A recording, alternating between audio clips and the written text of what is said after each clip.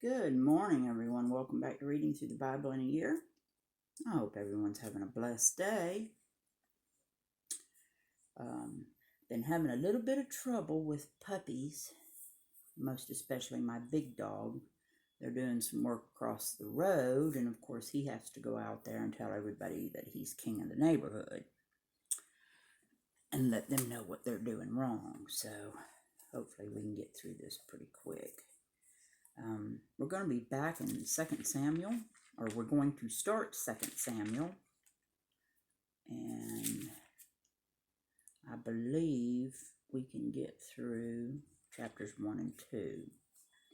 So that's what we're going to try to do. Those work trucks that they have over there, it looks like they're laying some kind of electrical lines, and they beep when they're backing up. That's what he hears. And oh my gosh, then it's on. So hopefully we can get through this. All right, the second book of Samuel, chapter 1. Now it came to pass, after the death of Saul, when David was returned from the slaughter of the Amalekites, and David had abode 2 days in Ziklag, it came even to pass on the third day that, behold, a man came out of the camp from Saul with his clothes rent, and earth upon his head. And so it was, when he came to David, that he fell to earth and did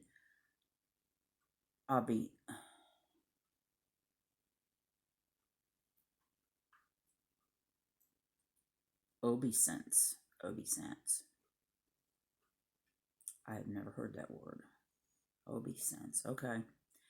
That he fell to earth and did obeisance. Apparently that means to show grief. And David said unto him, From whence comest thou? And he said unto him, Out of the camp of Israel am I escaped. And David said unto him, How went the matter? I pray thee, tell me. And he answered, That the people are fled from the battle, and many of the people also are fallen and dead, and Saul and Jonathan his son are dead also. And David said unto the young man that told him, How knowest thou that Saul and Jonathan his son be dead?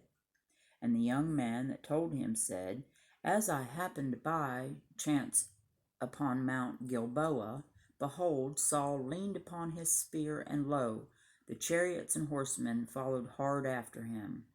And when he looked behind him, he saw me, and called unto me, and I answered, Here am I. And he said unto me, Who art thou? And I answered him, I am an Amalekite.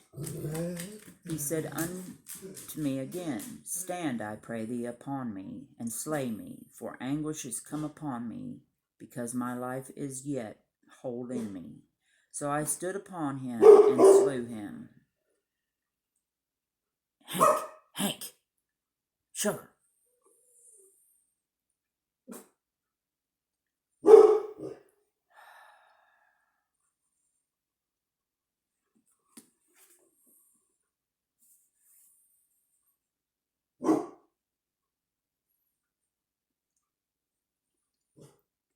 Okay, hopefully he stopped.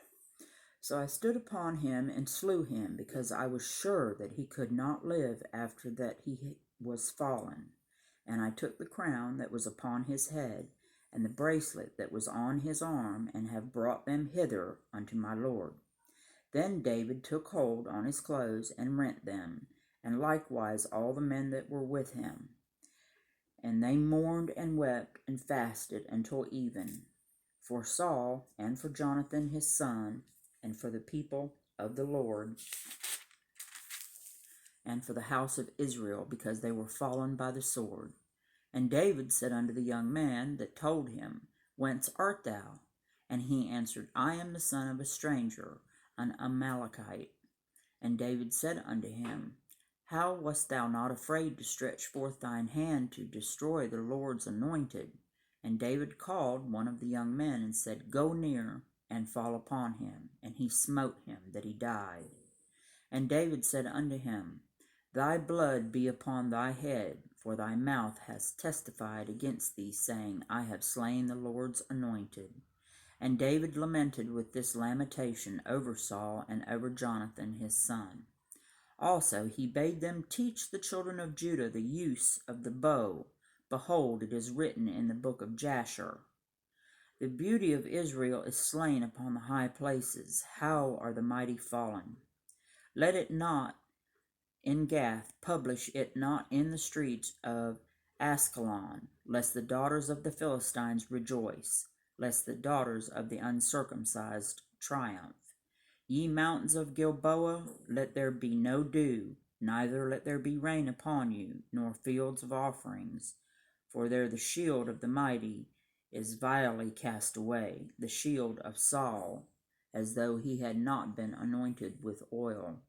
From the blood of the slain, from the fat of the mighty, the bow of Jonathan turned not back, and the sword of Saul returned not empty. Saul and Jonathan were lovely and pleasant in their lives, and in their death they were not divided.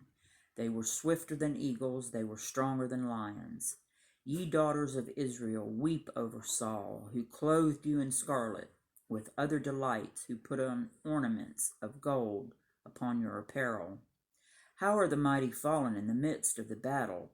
O Jonathan, thou wast slain in thine high places. I am distressed for thee, my brother Jonathan. Very pleasant hast thou been unto me. Thy love to me was wonderful, passing the love of women. How are the mighty fallen, and the weapons of war perished? Chapter 2.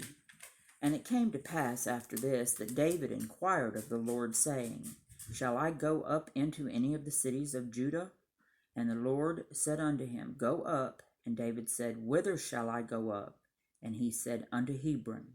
So David went up thither, and his two wives also, Ahinoam and the Jezreelitess, and Abigail, Nabal's wife, the Carmelite. And his men that were with him did David bring up, every man with his household, and they dwelt in the cities of Hebron.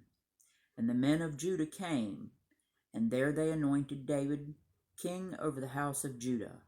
And they told David, saying that the men of Jabesh Gilead were they that buried Saul.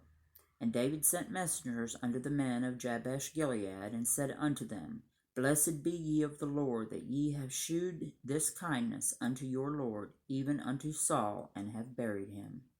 And now the Lord shew kindness and truth unto you, and I will also requite you this kindness, because ye have done this thing. Therefore now let your hands be strengthened, and be ye valiant, for your master Saul is dead, and also the house of Judah have anointed me king over them. But Abner, the son of Ner, captain of Saul's host, took Ishbosheth, the son of Saul, and brought him over to Mahanaim, and made him king over Gilead, and over the Ashurites, and over Jezreel, and over Ephraim, and over Benjamin, and over all Israel. Ishbosheth, Saul's son, was 40 years old when he began to reign over Israel, and reigned 2 years. But the house of Judah followed David. And the time that David was king in Hebron over the house of Judah was 7 years and 6 months. And Abner, the son of Ner, and the servants of Ishbosheth, the son of Saul, went out from Mahanaim to Gideon. And Joab, the son of Zeruiah, and the servants of David went out and met together by the pool of Gideon. And they sat down, the one on the one side of the pool, and the other on the other side of the pool. And Abner said to Joab, Let the young men now arise and play before us. And Joab said, Let them arise. Then there arose and went over by number 12 of Benjamin, which pertained to Ishbosheth, the son of Saul, and 12 of the servants of David. And they caught every one his fellow by the head, and thrust his sword in the fellow's side, so they fell down together. Wherefore that place was called Helkath Hazurim,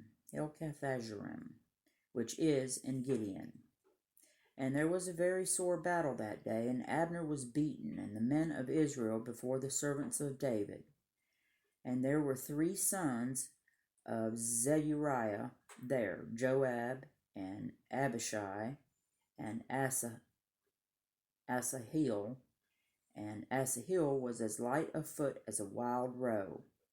And Asahel pursued after Abner, and in going he turned not to the right hand nor to the left from following Abner. Then Abner looked behind him and said, Art thou Asahel? And he answered, I am.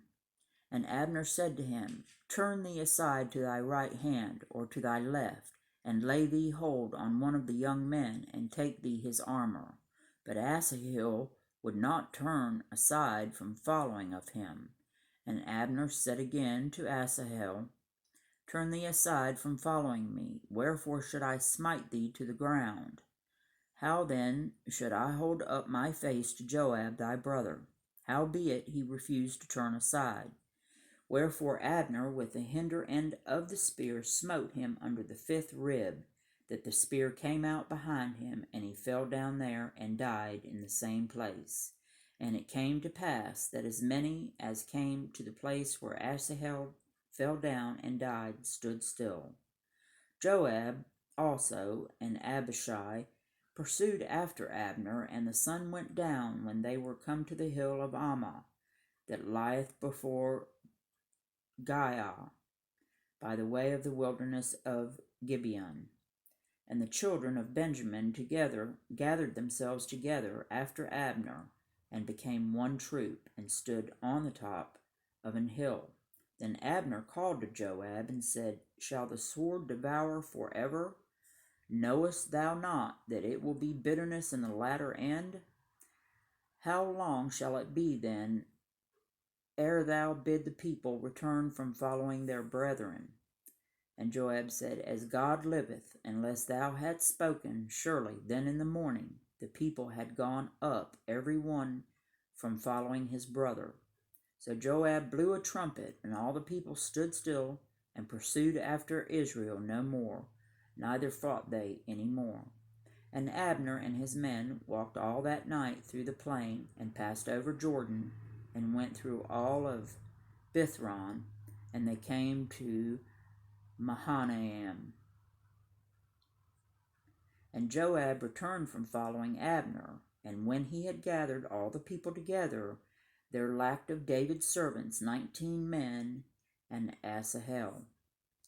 But the servants of David had smitten of Benjamin and of Abner's men, so that 360 men died. And they took up Asahel and buried him in the sepulchre of his father, which was in Bethlehem. And Joab and his men went all night, and they came to Hebron at the break of day. And that's going to do it for chapters 1 and 2 of 2 Samuel. I do apologize for butchering words. That happens a lot.